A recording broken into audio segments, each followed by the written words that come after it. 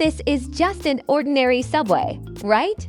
But if we cut away the ground, you'll see it's actually traveling more than 60 meters deep beneath the surface of the Yangtze River. It crosses the river in less than 4 minutes. And what's more, cars are driving right above it on the tunnel's upper deck at the very same time.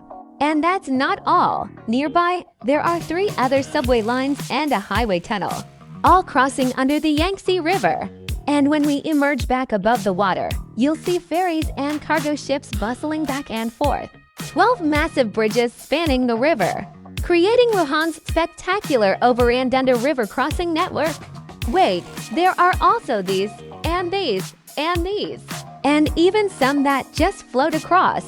Every day, over 1 million people cross the river in all sorts of ways. So why is the Yangtze River in Wuhan so busy?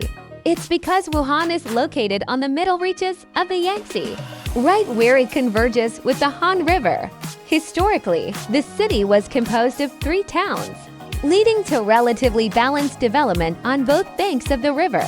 Now, if we work a little magic and light up Wuhan's developed areas, you'll see that it looks like a butterfly. And the Yangtze River forms the butterfly's very spine, acting as the central axis of Wuhan. But incorporating such a massive river into the heart of a city is an enormous challenge for anyone, especially for the Wuhan section of the Yangtze, where the river is over 1,000 meters wide at its narrowest point, and more than 3,800 meters at its widest. So how did Wuhan do it? Let's start from beneath the river's surface. Can you imagine the pressure more than 60 meters below the river? It's 640 kilopascals. That's like having a tank sitting on every square meter. What's even more dangerous are the layers of clay and silt on the riverbed, which, under intense water pressure, have the consistency of soft tofu, collapsing at the slightest touch. To build a tunnel in such extreme conditions, the only option is to use this giant shield machine. It has a diameter of 15.76 meters, and like a giant sandworm, it burrowed for over 2,500 meters along the riverbed to create the first dual-use road and rail tunnel under the Yangtze. In addition, the Yangtze's first highway tunnel and its first subway tunnel were also built here in Wuhan. But for bridges built over the river, navigation is a major concern, meaning the piers can't be too close together. The Wuhan Yangtze River Bridge, completed in 1957, has a main span of 128 meters, with 8 piers crossing the Yangtze. Since then, Wuhan has built another 11 bridges, each with a wider main span than the last. The Yangtze River Bridge, finished in 2019, has the widest main span of all. It stretches 1,700 meters across the river without a single pier in the middle. During a downpour, a curtain of rain cascades from the bridge deck, looking like something straight out of a sci-fi movie. What's even more incredible is that a bridge with such a massive span is also a double-decker.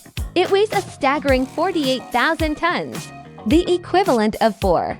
A large destroyer. So, what kind of power could possibly hold up a giant bridge spanning this natural chasm? The answer lies in 3 key forces. Bridge towers reaching over 240 meters high, main cables over 1 meter in diameter, and massive anchorages buried deep underground at both ends. These 3 work in concert, pulling up the main beam to cross the river. Today, 12 great bridges stand along the more than 80-kilometer stretch of the river within Wuhan. The roads running along the river connect these bridges, forming ring road after ring road. Wuhan has effectively turned China's largest river into its very own central axis. So for the people of Wuhan, crossing the river is as much a part of daily life as having breakfast. But Wuhan's ambition doesn't stop at just crossing the river. It also aims to transform this central axis into a stunning landscape, a place where its citizens can play and stroll. However, the Yangtze River in Wuhan is not always so gentle.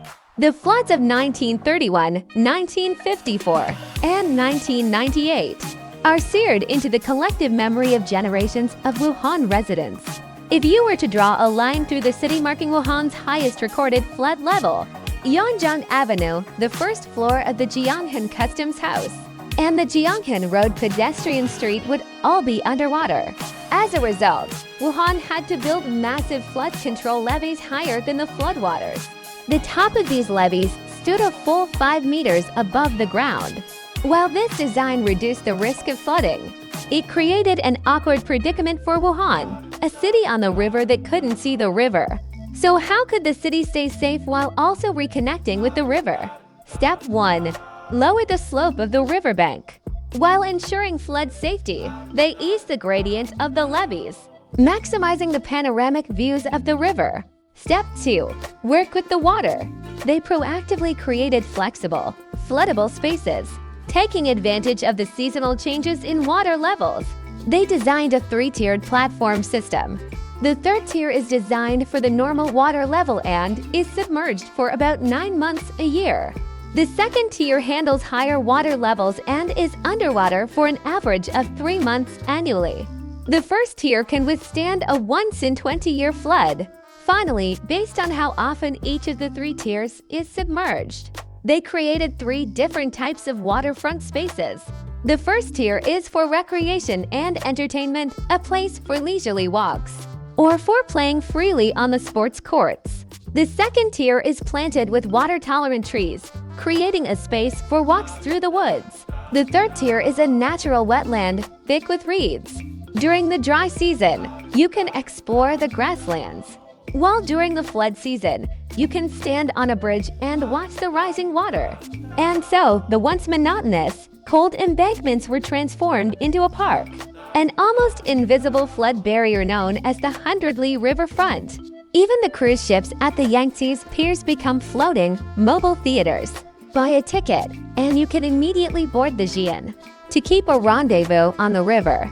The towering bridge piers also double as screens for projecting movies.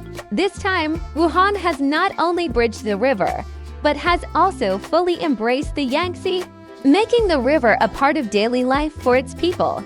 With the Yangtze River as its central axis, you'll discover the unique spirit of a city that has thrived by the river for millennia.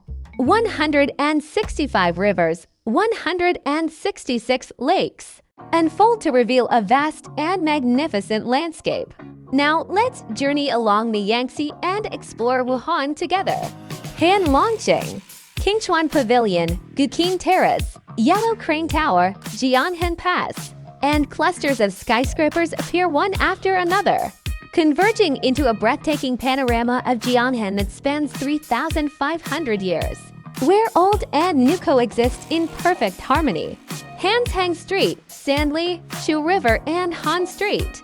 Wuhan Tiandi old streets and alleys blend with new shopping districts, creating the vibrant, bustling atmosphere that has filled this river city for 1,000 years. Here you will see a city by the river for a millennium, bustling with crowds of people. It's as if Confucius is once again inquiring about the classics, and Boy and Ziki are once again finding their kindred spirits through the melody of high mountains and flowing water. It's as if Li Bai is once again reciting his farewell poem to a friend. Wang Wei, Wang Chengling, Du Mu, Su Shai, Lu Yu. The greatest minds in the world flocked here in an endless stream. Today, the spectacular sight of thousands swimming across the Yangtze is an annual event in Wuhan. They contend with nature, training in the great rivers and lakes. Only a city that dares to embrace the Yangtze can produce people who dare to embrace the Yangtze. Because this is a river city with 3,500 years of history. In 2026, we welcome you to Wuhan. Come admire the city full of cherry blossoms and dive into the green waves of the East Lake. Cruise the magnificent Yangtze River and climb the famous towers to reminisce about the past. Stroll through old streets in search of local flavors. And amidst the vibrant energy of everyday life, discover the legendary river and lake city of Wuhan.